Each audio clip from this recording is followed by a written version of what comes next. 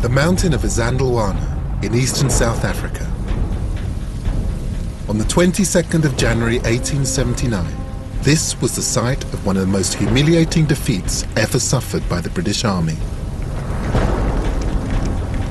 In just 3 hours, over 1,200 British troops, armed with state-of-the-art weapons, were annihilated by an African army equipped only with spears, shields, and a collection of old muskets.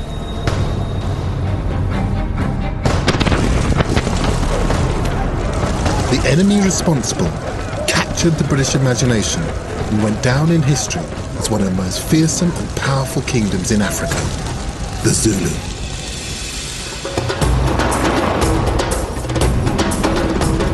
We know less about Africa's past than almost anywhere else on Earth. But the scarcity of written records doesn't mean Africa lacks history. In this series, I'm exploring some of the richest and most vibrant histories in the world.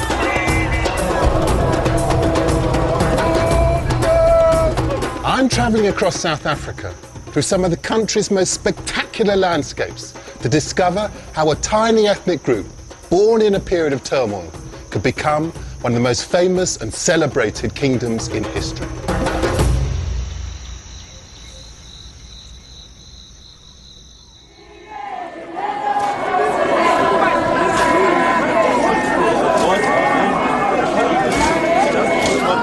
Every February, a few thousand people gather to celebrate contemporary Zulu identity by taking part in a traditional South African ceremony. This First Fruits Festival is dedicated to the small yellow marula fruit native to the country. The crowds have come here to present the first harvest of the marula to their leader, King Goodwill Zwelithini. According to tradition, the king must be the first to taste the fruit before the people can harvest their crops. What's happening here is more than just a celebration of Zulu culture. It's an affirmation of the power of the king who's the embodiment of the state, and a connection to the great monarchs that founded the Zulu nation.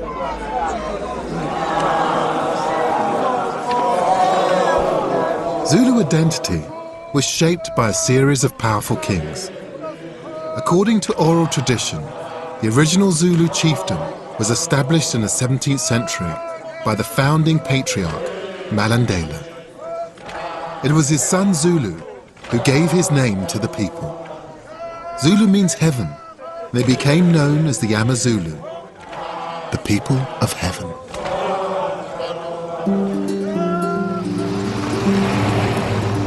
They settled in a region that would eventually become known as KwaZulu-Natal.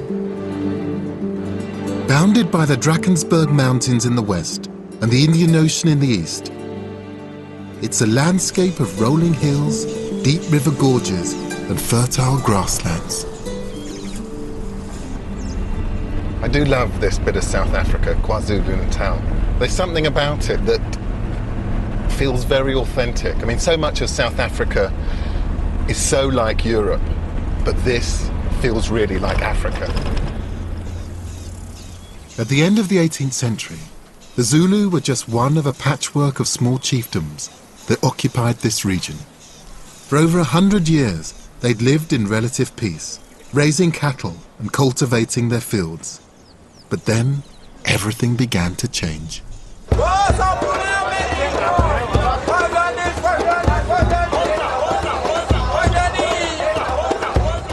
Trade was the catalyst for the transformation of the Zulu people from a small local chiefdom into a major regional power.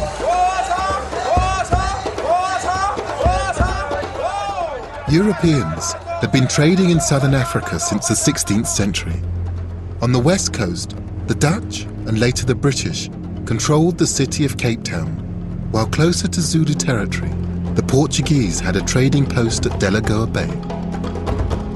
In exchange for ivory, cattle and slaves, the Portuguese and other European traders supplied copper, brass, textiles and beads. But trouble was brewing. By the end of the 18th century, rival ethnic groups were competing more and more aggressively for access to trade routes that linked to Delagoa Bay. Trade with the Portuguese was vital for local power and influence, but not everyone would get access. Small chieftains were in danger of being crushed by their larger rivals in the fight for goods to trade with the Europeans. The small Zulu chieftain was suddenly vulnerable. But out of that turmoil would emerge a man who would change Zulu history forever. His name, Shaka.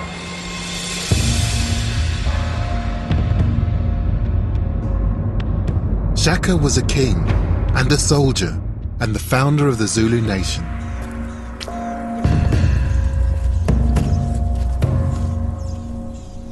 In the space of 12 years, in the early 19th century, he transformed the small Zulu chiefdom into a large and powerful military force.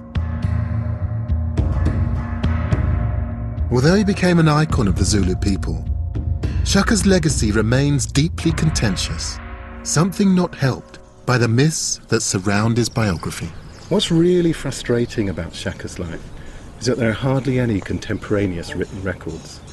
We have to rely on second-hand written material and oral testimonies, most of which is conflicting. The lack of reliable evidence has left room for multiple interpretations of Shaka, many of them highly romanticized.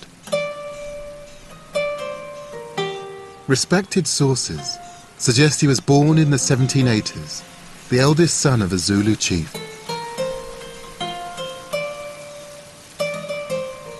For reasons unknown, he was raised in a neighbouring chiefdom, where he learned the skills of statecraft and soldiering. As inter-ethnic conflict erupted, he returned to the Zulus, seized the chieftaincy, and transformed the lives of his people.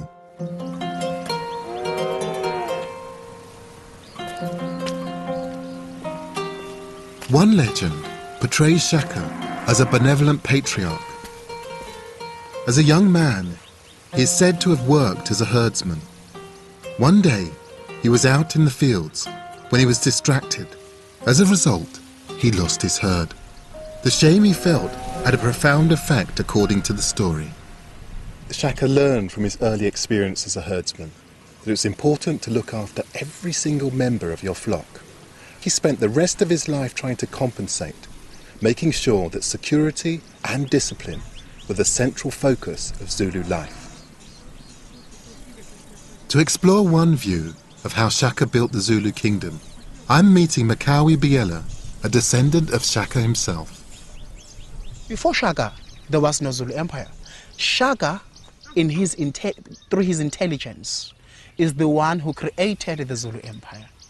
After he came to the throne, he said, okay, now what I'm going to do, I will go from clan to clan. Chieftain, I will approach each and every chief, and I will just unite people using the spear. I united them in order for me to establish the great Zulu Empire.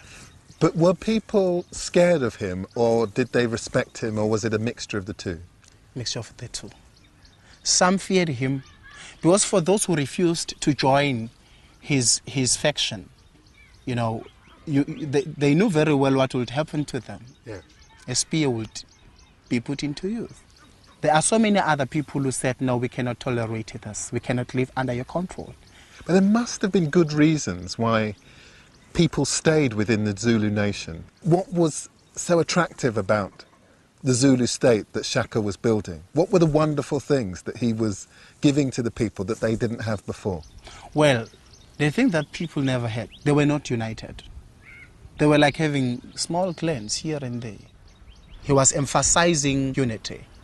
No separation, no isolation, no quarrel, nothing. He is trying to unite the people. He's trying to create our identity as Zulu people.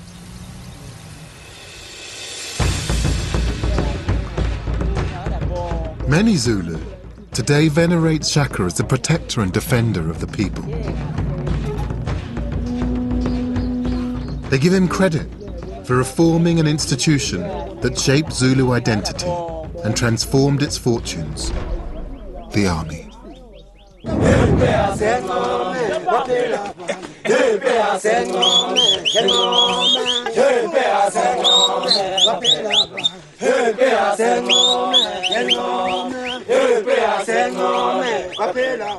These warriors are members of a ceremonial Zulu regiment. Today, they perform on formal occasions, but in Shaka's time, regiments were the backbone of Zulu society. When Shaka assumed the throne in 1816, he decided to build upon recent innovations of local chiefs. He introduced a system of conscription, divided his soldiers into regiments called amabutu, and these were to revolutionize Zulu society. Under the amabutu system, young men left their families around the age of 14 to work and fight in regiments. Separating young men from the rest of Zulu society was a way of shifting their loyalty from local chiefs to their amabutu and their king.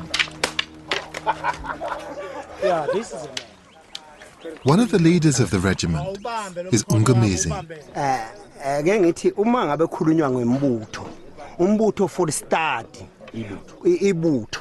Ibutho manga bukhula umncane uthatha uqala ukubheka ukuthi ungaba insizwa kukhona lokho okuthiwa ngamabutho onqabe embube ekhipha inkunzi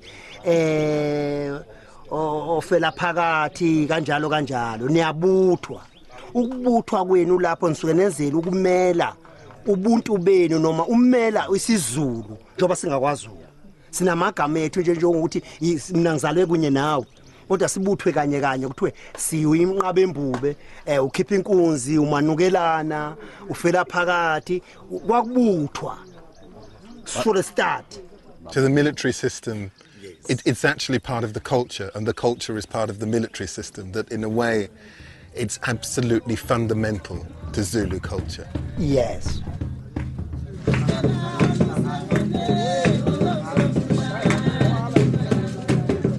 Under Shaka, young men in the amabutu were not allowed to marry and set up their own homesteads. Marriage rights could only be earned once soldiers had reached maturity and distinguished themselves in battle, normally around the age of 35. By making marriage a reward for military service, Shaka ensured the loyalty of his men. Shaka's also credited with introducing new fighting techniques, including a new battle formation that proved brilliantly effective. It became known as the Horns of the Buffalo. Simon, can you tell me about the battle formation that the Zulu used? Regiment leader Simon is giving me a demonstration. So this is the enemy here. How would the Horns of the Buffalo actually work if that was the enemy that was approaching the Zulu lines? How would it? Can I draw it down? Yeah, please do. Yes. The buffalo horn shape, it's like this. What, they would engage with this group here? Is that? This is the chest. This is the chest of warriors, where the very strong and the strongest men used to stand. All these young stars, all this round left and right, they surround an enemy, and then the enemy will be in the middle now. They will kill him dead. To illustrate the battle technique more clearly, Simon's arranging his warriors into the attack formation. What happens? Eat. This is what I'm talking about. So this is the strategy that Shaka actually invented, that they would form the horns of a buffalo. Yes. At the actual head are the strongest men. Yes. And that they would hit the enemy really hard. Hit the enemy really hard. And then whilst the enemy's trying to deal with these big guys, the two horns come round and they enclose you. Yes. And they finish you off. They finish off. This is how he conquered so many tribes. Wow. And make it one big tribe, Zulu nation.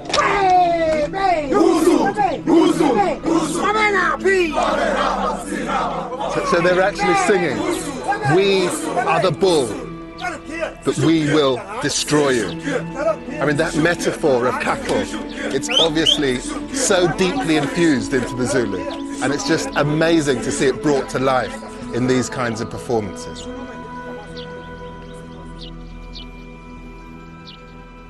Shaka also transformed Zulu weaponry, preferring a short-handled stabbing spear, used like a dagger, to the older long-handled throwing spear.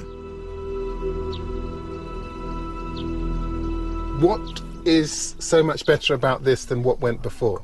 Why is this such a good piece of weaponry? Before they've used the long spears. When they just throw these long spears like that, it was a waste of energy, because once they throw, missing an enemy, the enemy will take those spears and face you again. It was a waste. Now that's why Shaka invented this. Money where your mouth is, Simon. Okay, Yes. you ready for this? Yes, I'm ready. Shaka's warriors were instructed to fight their enemies to the death. If they lost their spears, they weren't only vulnerable to the enemy, they were treated by their own leaders as cowards.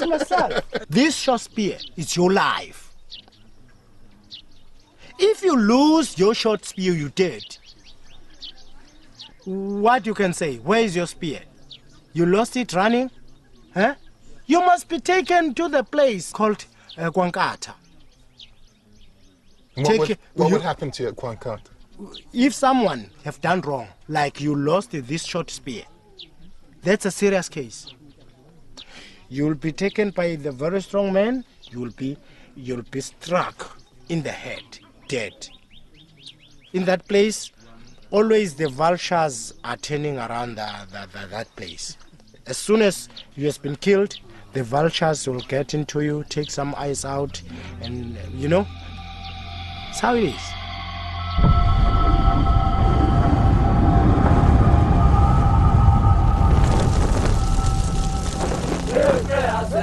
With the creation of his powerful army, Shaka had transformed the Zulu people from a small chiefdom into a powerful militaristic state. The army became the focus of Zulu life. And as chiefdoms started fighting each other for access to the trade routes, Shaka's soldiers prepared for conflict.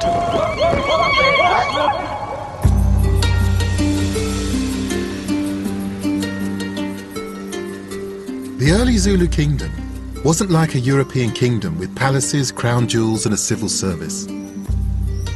Rather, it was a web of small communities ruled by the king through a network of local chiefs. It was these communities that Shaka's army was defending.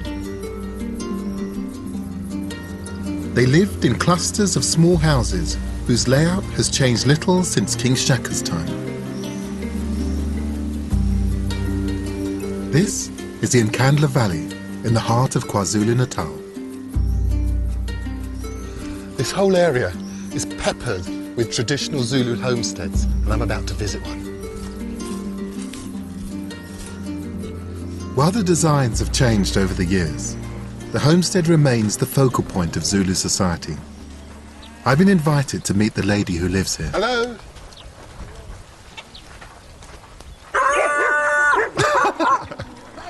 What a welcome. Nice to meet you. Oh, yindlulela ngane yami. Nazi ezini, nazi kwagogo, kwamkhulu, kwadodana. Kwamdodana, kwagogo, isibaya senkomo, tabamlisi.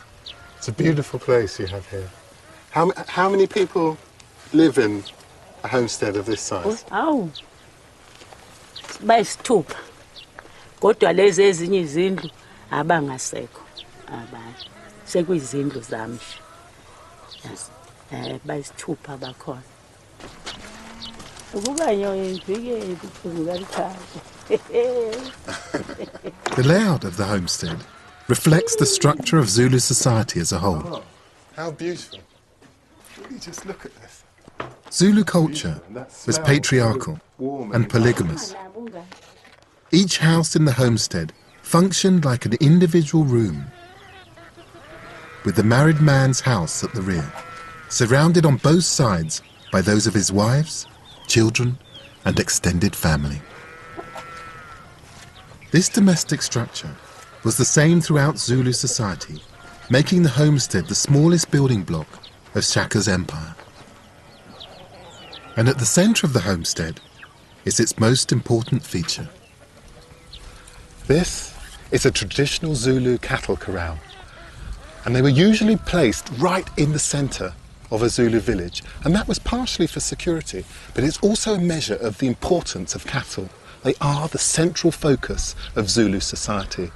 They were actually used as part of the Zulu economy, and they were also used for bartering. Traditionally, a man who wished to marry had to provide his bride's father with a gift of cattle to compensate him for the loss of his daughter. And distribution of cattle was both a source of conflict and one of the ways in which warring factions made peace. Only men were allowed in the cattle pen, and the pen itself had a spiritual status within the homestead. The circular shape of both the cattle pen and the homestead is not an accident. It's a design that's both protective and defensive, embodying the promise of security and belonging, upon which the Zulu kingdom was founded.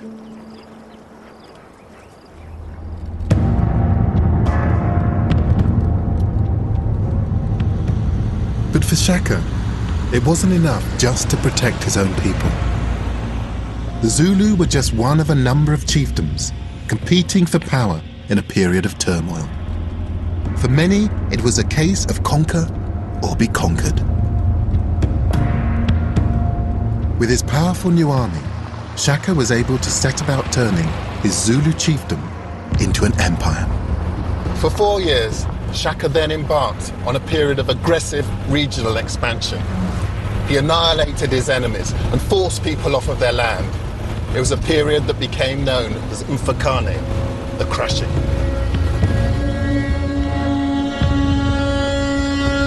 Shaka built the Zulu nation by conquering these chiefdoms and incorporating them into the larger Zulu kingdom. Those who refused to cooperate had two options: death or exile. As the Zulu kingdom expanded southward, many fled to the foothills of the Drakensberg Mountains on the fringes of Zulu territory. Here in this remote landscape, archaeologist Benjamin Smith has traced the impact of Shaka's conquests. This is on the periphery of the Umfekan main area, and what happened is that many groups were sort of fled the Umfekan and came out into the mountains as places of refuge to get away from sort of Zulu imperialism and the domination of the Zulu royal family.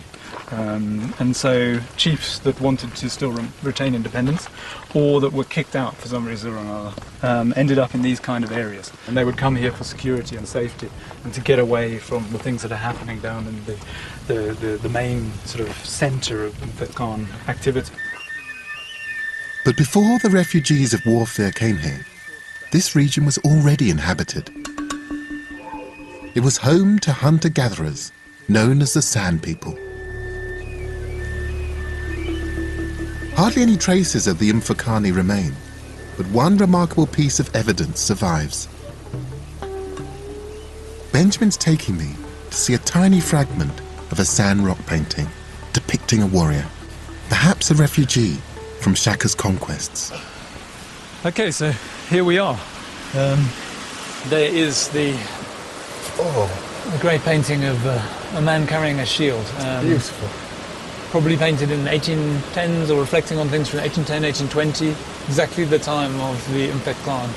What are we actually seeing here, Benjamin? You can see here a human figure, back leg, front leg. In his left arm, you can see a long spear with a long metal tip. In his right arm, he's holding this slightly exaggerated shield. And what's noticeable about it is not the classic Zulu shape, sort of lozenge, but it's slightly indented in the middle. And one of the things that we recognise now is that this is not a typical Zulu shield. It's probably someone escaping from the Zulu kingdom and coming into no man's land as a place of refuge. So the person who created this may well have lived in the period of Shaka. Very, very likely. One of these groups, it's fleeing from the direct rule and sort of might of Shaka. The Mfecane transformed southern Africa. It was swift and uncompromising. And as a result, the Zulu nation expanded from around 3,000 people to over 250,000. For those who didn't resist, Shaka offered security, a collective identity, and the promise of a future for their children. But around the Zulu kingdom, southern Africa was changing.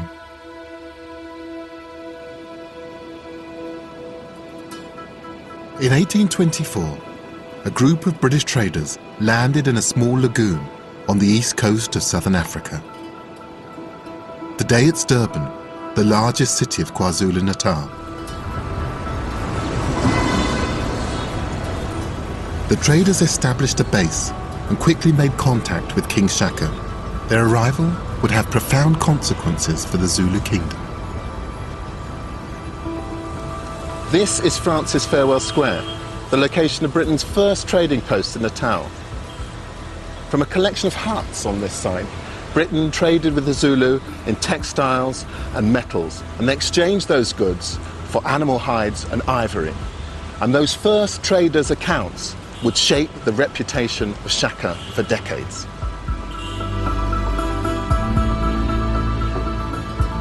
Shaka continues to be remembered by many Zulus as an heroic warrior statesman whose military conquest created a proud nation.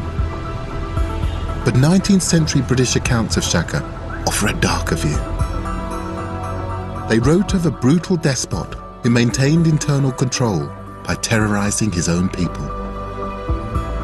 While these accounts of Shaka as savage may well have been an alibi for Britain's colonial ambitions, they cast a long shadow over his reputation. To explore that legacy, I'm visiting the Killy Campbell Library to meet historian Siyabonga Mkhize. In the early 20th century, a British colonial official named James Stewart recorded oral testimonies from Zulu elders, many of them first or second-hand accounts of Shaka's life. They provide some of the most important historical evidence of Shaka's biography. Siyabonga, could you explain to me a little bit about James Stewart and his archive? Yeah, most of the informants of James Stewart were people who have seen Shaka, or people that have seen people that were living during Shaka's time. For example, if you can find that, we go to the information that was given by Balega. Balega was a man from the Kwabe clan. Shaka did many evil things to people. Seeing a woman who was pregnant, though she had done him no harm, he ordered her to be caught, killed and cut open so that it could be seen in what position her child was lying. Gosh. It's shocking. I mean, are there other negative accounts? I mean, just interested in getting that, to find out that side of him. If you can check to this page 10, you find Balega here still talking about King Shaka. Balega says that Shaka once asked a woman who was drawing water in an earthen pot at a stream for a drink of water. The woman, not knowing Shaka, said, "Why don't you lap up the water as the other dogs do?"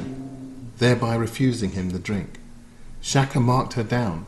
He then directed that she was to be put to death in order that he might see what kind of heart so inhospitable a person had. Wow. Sounds like quite a ruthless picture of almost a despot. It might be true. It might be true. It might not be true, because during Shaka's time, people were making a lot of stories about him.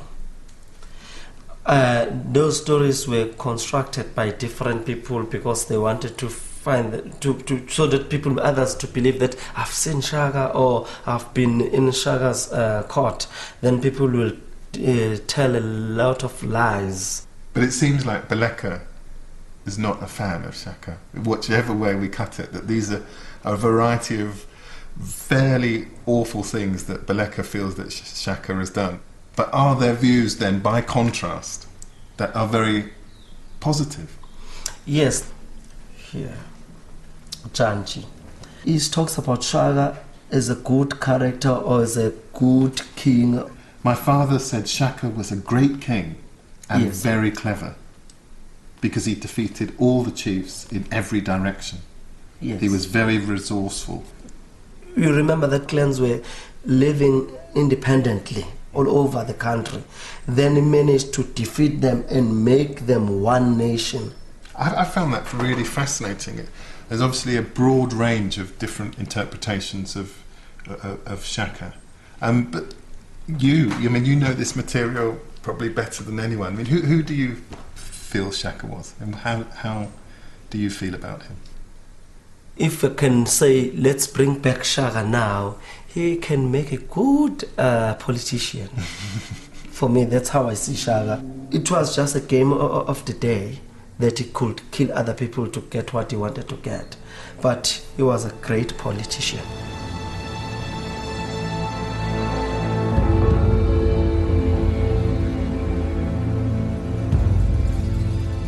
Shaka died in 1828, in his early 40s. He'd been assassinated by his half-brothers, who seized the Zulu throne.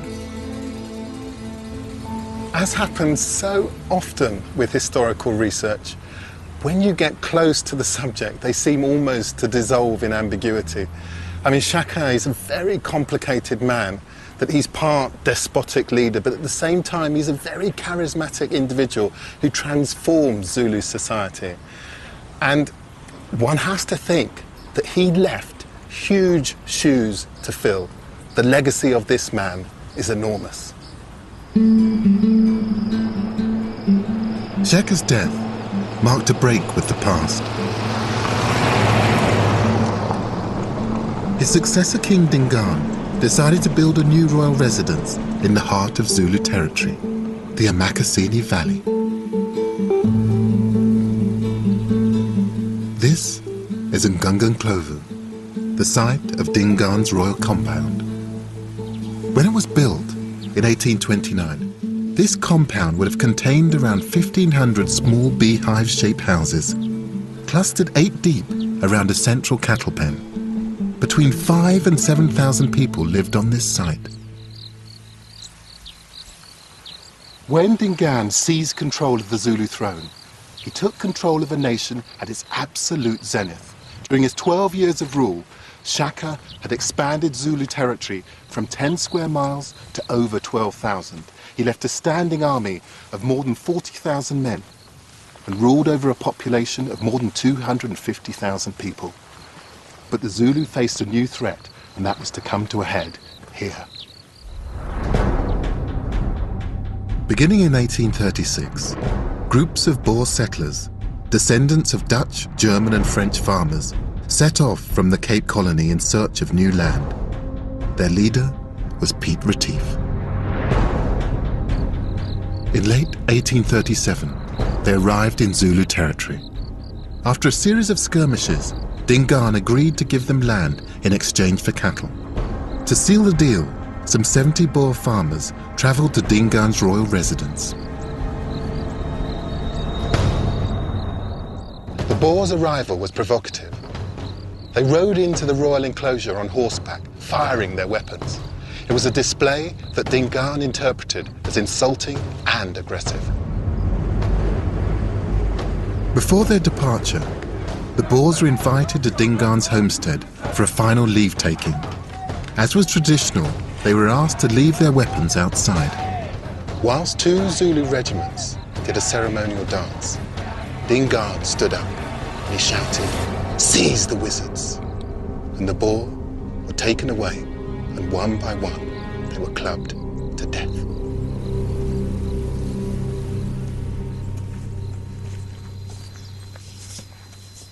The Boers were executed on a hill just outside the Royal Zulu compound. Their leader, Piet Retief, was forced to witness their deaths. He was the last to die. The 70 Boers were buried on this site. The manner of the Boers' deaths only helped to reinforce their view that the Zulu were treacherous and barbaric. This was an act that would be avenged.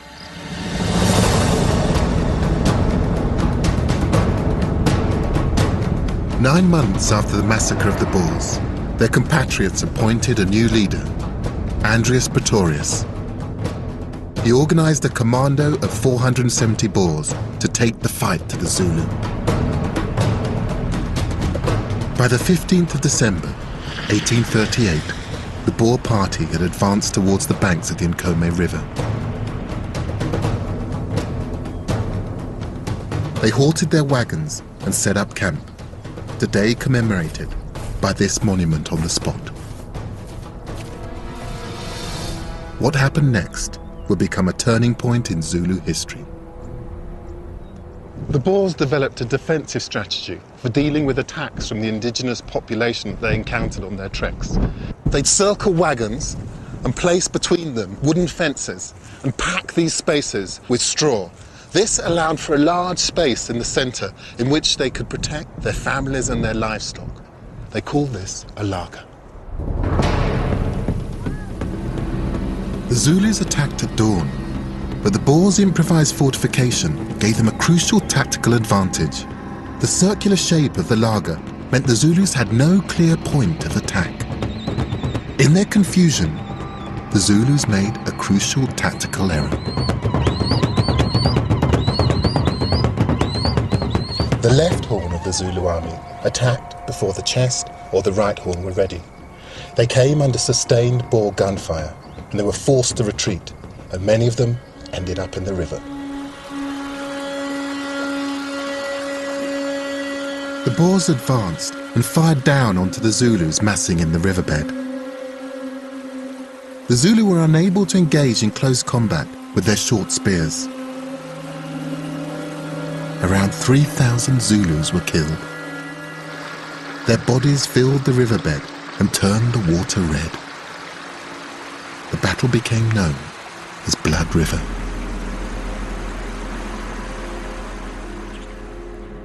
Historian Ken Gillings has studied the impact of Blood River on the Zulu. So Ken, what were the consequences of the loss here at Blood River? For the first time, the Zulu had now come up against a Western method of fighting, if you like. Volley fire, gunfire. No longer was there that close combat which they were so used to and which they were successful with against indigenous opponents, if you like. So the precedent, the potential vulnerability of the Zulu strategy, it was actually here at Blood River that was actually found out. Yes. They were found wanting. That's correct. Because the traditional method of Zulu attack was one of close combat. And here, it was a fortified position. And it was simply impossible for them, with the weaponry at their disposal, to break into a defensive position such as this.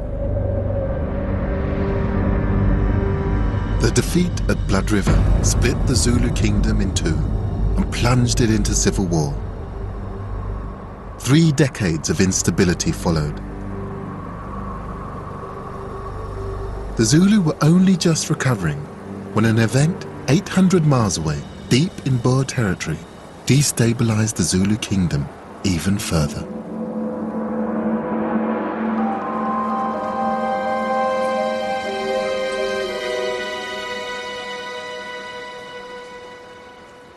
In 1871, a labourer on a farm near the modern town of Kimberley discovered a small white stone that caused an international sensation. Within 2 years, tens of thousands of people had descended on the area to seek their fortunes. And this is what they came for. The De Beer brothers became the luckiest farmers in history, and their land became the largest diamond mine in the world.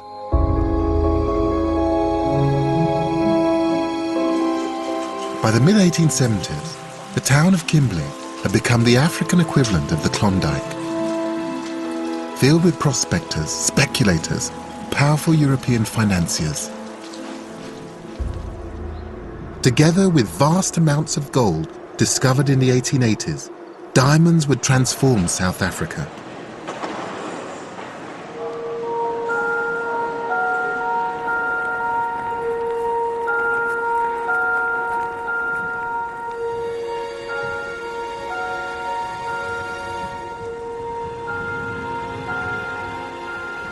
This is the Big Hole, the site of the original De Beers diamond mines.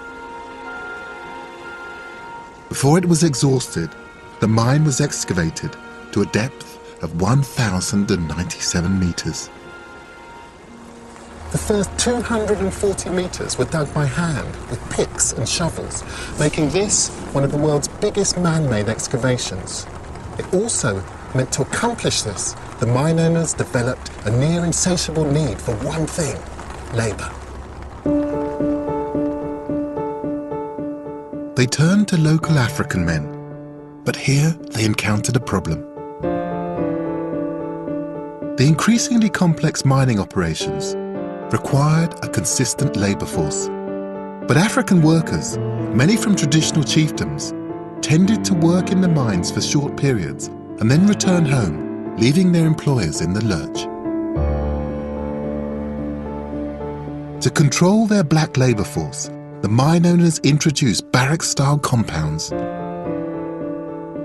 Migrant workers had to sign up to 6-month contracts, during which they were forced to live in the compounds, surrendering all personal freedoms. The impact on the traditional way of life was devastating. Young men who'd only ever experienced a barter economy suddenly had cash in their pockets. Ancient cultures that had endured for generations were suddenly under attack. Although Kimberley was 800 miles from Zulu territory, a number of Zulu men ended up working on the diamond fields. The McGregor Museum in Kimberley holds a remarkable collection of photographs of those Zulu migrant workers dating from the early 20th century.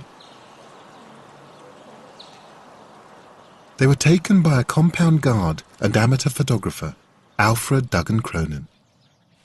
Robert Hart is the curator. So here's one of Duggan Cronin's original photograph albums.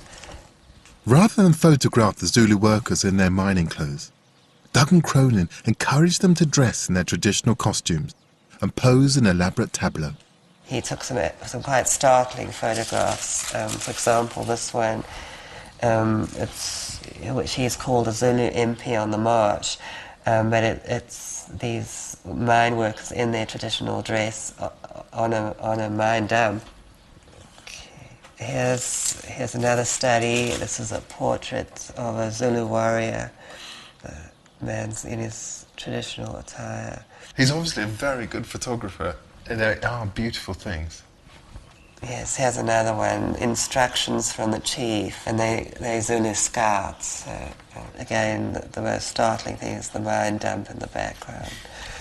And on the part of the mine owners, there was a curiosity for the other. They used to take visitors to see them on Sundays, and they used to actually ask them to dress up, and then they would do these war dances. Sort of, but it is a bit like animals in the zoo. For these people who were so fiercely independent, for them to then see their identity becoming something which is just worthy of being photographed or captured by people on a Sunday afternoon as something that's exotic and wonderful. And it must have been humiliating at some level. It must have, because to be reduced to a sort of curiosity. Yes. It's a sad story, but beautifully illustrated. The colonial mindset that viewed the Zulu as an exotic curiosity contributed to what happened next. Before the discovery of diamonds, South Africa was an economic backwater. Now it was a source of untold wealth. At the end of the 1870s, the lands that contained such abundant mineral resources were located in a patchwork of independent Boer, British and African-controlled territories. With so much money at stake, and with other European powers scrambling for a piece of the action, it was a situation the British authorities were keen to regularise. And so they hatched a plan. By drawing the different states of South Africa into a single British-controlled territory, the British hoped to consolidate their power, develop the economy, and suppress the growing resistance from African chiefdoms. among them the Zulu. In 1878, a number of minor Zulu infringements on the border of the colony of Natal were cited by the British authorities as evidence of the Zulu kingdom's aggressive intentions. The British mischievously hinted that a Zulu invasion of Natal was imminent. And so, on the 11th of December 1878, under a fig tree on the banks of the Tugela River, the Zulu were issued with an ultimatum. The ultimatum comprised a number of key demands: the end of the Zulu army, the dismantling of the old regiment system, and the presence of a colonial administrator deep in the heart of Zulu territory. Effectively, these would have combined to mean the end of the Zulu Empire. The new leader of the Zulu nation was Cetshwayo. He'd become king in 1872. During his reign, he'd built relationships with the British and reunified the Zulu nation after decades of trauma and infighting. By 1878, only a small number of Zulu men had gone to work on the diamond fields. The Zulu kingdom was once again a powerful military force. King Cetshwayo was not about to give away his empire without a fight.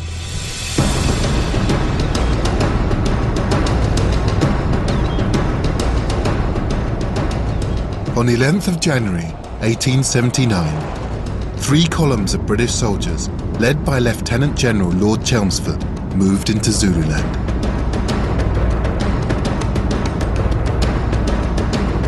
The invasion force consisted of around 12,000 men, made up of British soldiers and African support troops.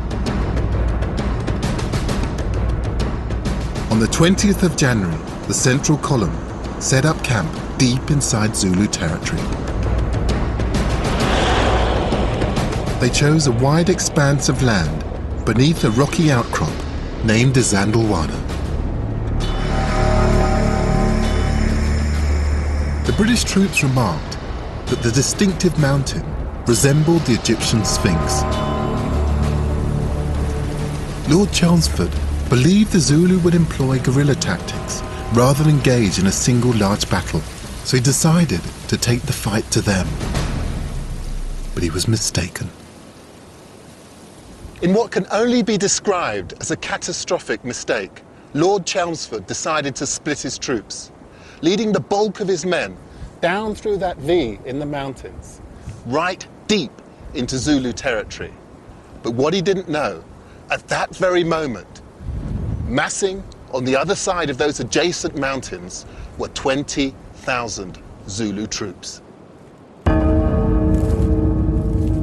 Later that morning, a British patrol was out on the hills close to Izandlwana. They came over a ridge and saw an astonishing sight. Thousands of Zulu warriors sitting on the ground in complete silence. With the main body of the British Army many miles away, the troops at the base camp were dangerously exposed. When the Zulus spotted the British patrol, they launched their attack.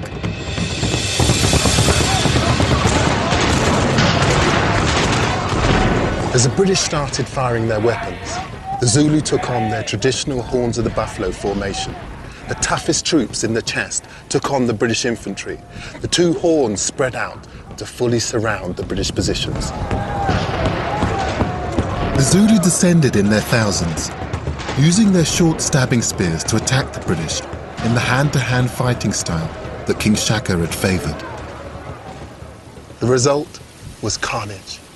The British were completely overwhelmed and their camp was totally destroyed. Over 1,200 British and African support troops were killed. The white cairns that dot the battlefield at Izandlwana mark the burial places of the British soldiers.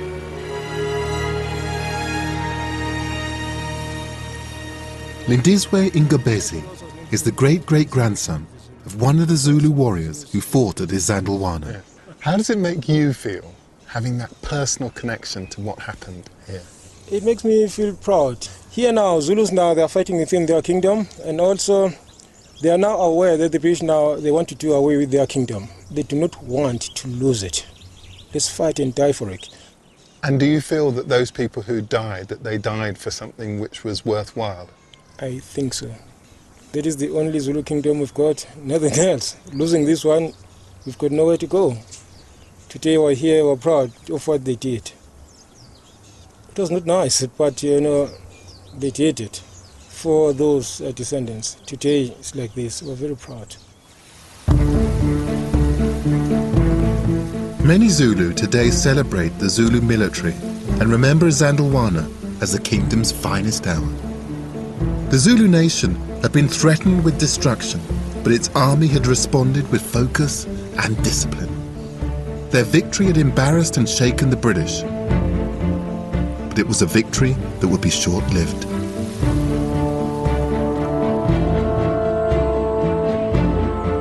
Before the two horns of the Zulu army met and fully enveloped the British, a small band of survivors attempted to retreat.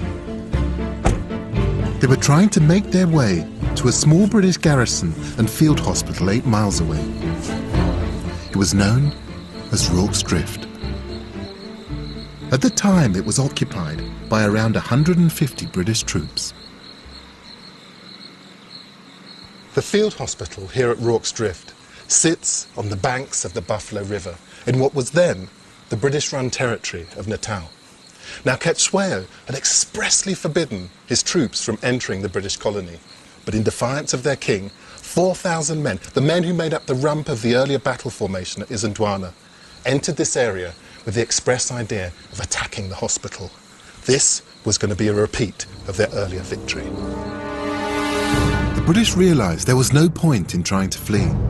They barricaded themselves in and turned their buildings into a fortification. In the late afternoon, the Zulu attacked.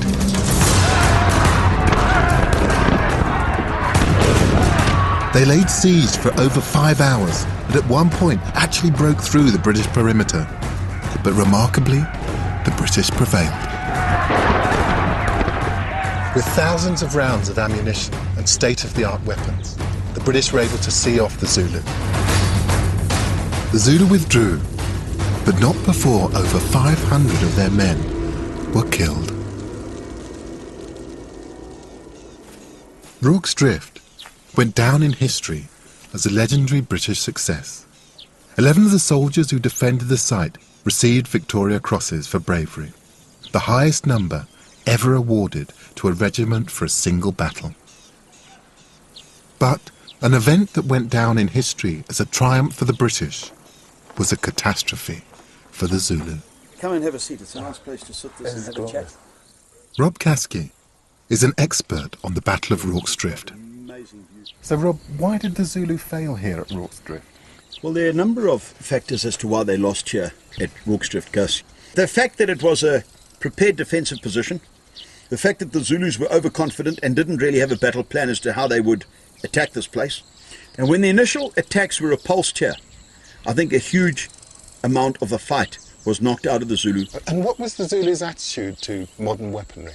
The Zulus hitherto had not really come up against sustained modern firepower from rifles like the Martini Henry or the Gatling gun. And I don't think they really knew quite what to expect and just how devastating this weapon would be. I mean, at close range, it would kill 3 men in a line. And the Zulus up to that point hadn't faced weaponry of that power. So what were the repercussions of Rorke's Drift for the Zulu? Obviously the repercussions continued to fold out over months and years. Well, they did. The repercussions here were enormous. The Zulus, I think, realise now that the British would be almost impossible to attack if they were behind prepared positions. And the fact that they had crossed the Buffalo River into Natal gave the British reason to re-invade Zululand and to smash the Zulu order forever.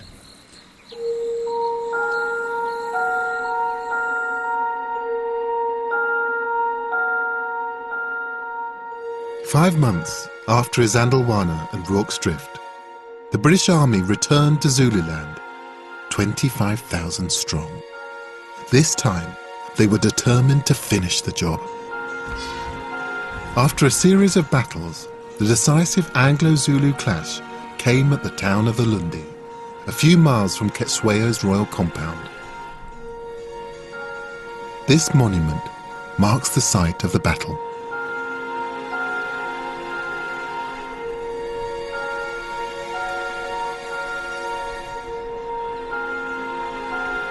The British arranged their troops into a hollow square, firing out from all sides.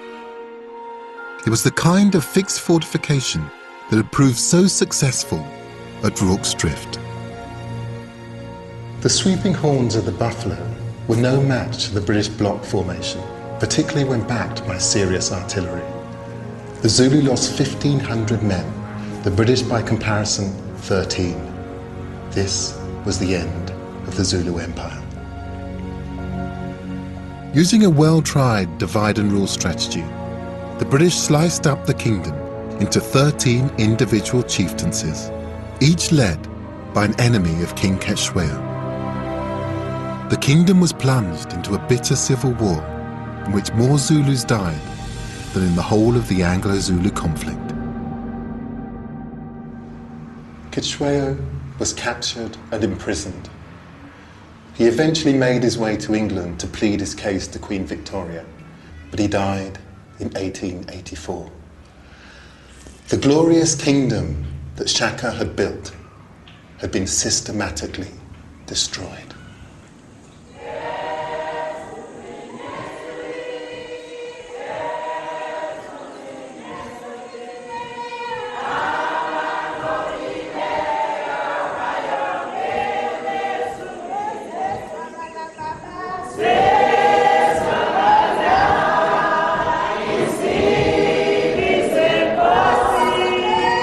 Despite the destruction of the independent Zulu kingdom in the late 19th century, the Zulu nation lives on.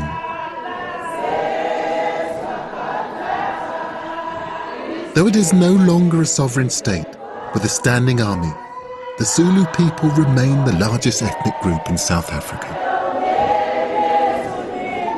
Over the years, the Zulu military past has been glorified, interpreted, and used by different factions for their own political purposes, especially in South Africa's recent history. Sometimes the portrayal of Shaka and the Zulu past has obscured the truth, but it served to maintain Zulu pride. The history of the Zulu could be read as one of defeat and disaster, but there's something else. There's a triumph against adversity. There's a sense of unity. Things which continue to bind and endure.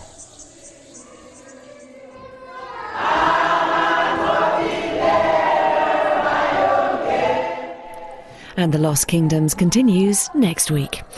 Next tonight on BBC4, lives changed forever by the outbreak of AIDS. San Francisco's Year Zero. We were here.